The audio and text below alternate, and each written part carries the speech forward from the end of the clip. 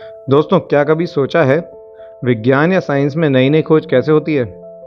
कैसे किसी व्यक्ति को अपने जीवन में ज्ञान की प्राप्ति यानी एनलाइटनमेंट होता है? इसे समझने के लिए चलिए आज मैं आपको एक कहानी सुनाता हूँ। इमेजिन करो, एक अंधेरी गुफा है। एक गुफा में 4 कैदी हैं।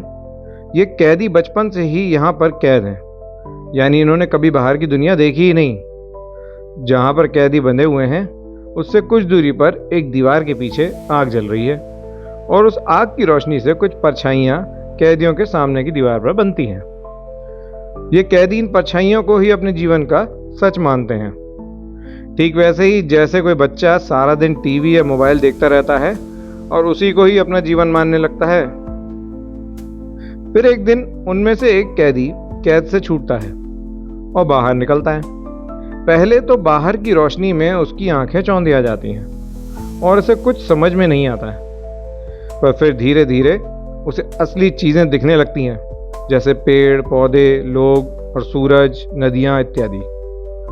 उसे ये पता चलता है कि जीवन सिर्फ उन परछाइयों में नहीं पर उस रोशनी में है जिसे उसने अब देखा।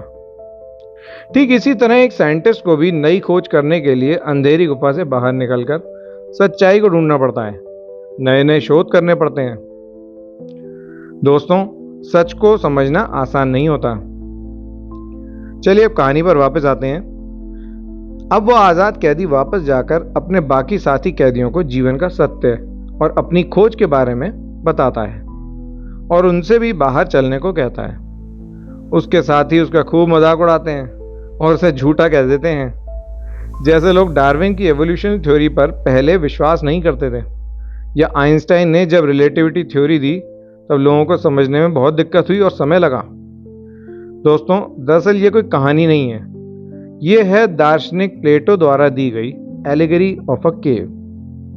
इस कहानी के जरिए प्लेटो ये बताना चाहते हैं, हम जो देखते हैं, समझते हैं, वो हमेशा पूरा सच नहीं होता।